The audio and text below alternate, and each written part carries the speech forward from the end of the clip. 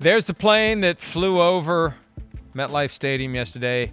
Mr. Mara, enough. Please fix this dumpster fire. I don't think you fix a dumpster fire. I think you put the fire out, maybe get a new dumpster. But regardless, it's so funny to watch the coverage of this locally. It's like some sign from above. Oh, it's the same thing as what happened in 1978. Yeah. They flew a plane. Like, who the hell cares? They fly planes over stadiums all the time. They acted like this is some sign from God that John Mara should make major changes. This is weird. Like, yeah, the Giants aren't very good. No, they're not. But they do have a few trophies in the lobby. Right. A few more than most teams have. That's where it's like, it does just seem like a little over, but I saw people yesterday like sell the team and all that. Like, come on, Giants fans. I mean, we've been to 5 Super Bowls and won 4 of them in the last 44 years. It's pretty damn good. It's bad right now. I know that. And certainly, yeah, the John Mara can certainly be part of that blame and have a big hand of that. We get that. He's the owner of the football team. But yeah, this is a bad football team altogether. The one thing I'm enjoying in this process with the Giants and their misery is the fact that I hope the fans are seeing that it wasn't all Daniel Jones. Do they know that now? That Tommy DeVito couldn't even last a full football game behind that offensive line. Daniel Jones must be built out of iron because he never got hurt, all right? Drew Lock, 21 of 49 yesterday.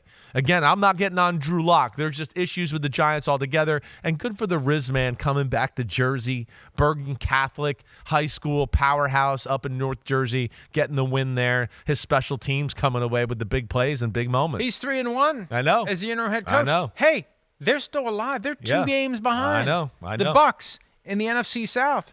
And the Riz man said, we're still alive. What's the latest on Derek Carr? That's going to be the big thing here. I mean, we know it's arm, wrist, hand, left arm. There, He came down. He came down hard on the arm, and possible concussion.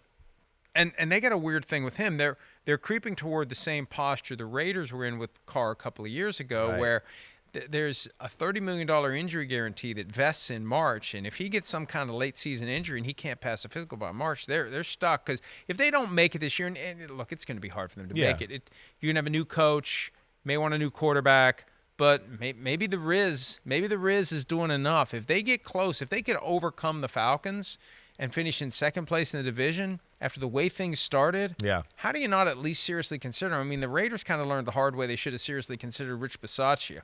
This whole special teams coordinator thing, it's like a stigma. Why? Yeah, somebody stupid. needs to break that mold. They do. And you would think, a guy like Belichick having that in his background and Harbaugh and what he's done, that it would have been broken to a degree. But you don't see a guy go straight from. No, I know. You get something else like as a palate cleanser. Like Harbaugh did a year as defensive backs coach. Belichick did a bunch of other things by the time he bubbled up to defensive coordinator who became a head coach.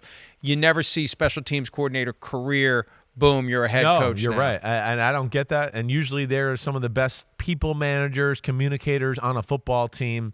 But yeah, Riz has certainly bumped that team up with his energy and the way they're playing and all that, their toughness, everything there. The Giants, I mean, we're getting to the time of the year. They're 2-11, and I don't even know if I want them to win the game yesterday. Let's just take the better draft pick and let's see keep the big picture alive here. That's what I'm saying almost. Well, and there is a point where it hurts you, and the NFL does not want fans to think of it this way, but it does hurt you to win these meaningless games because it drops you farther down in the standings. We know what that 6 versus 5 versus 4, we know that's worth, because when teams try to move up, look at what you have to give up to do it. Quarterback most likely, and that's going to be tough thing to get if you're too far down the board. Quick break and a quick Monday night preview next on PFT Live. Presented Jaguars by beat the Titans. Accenture.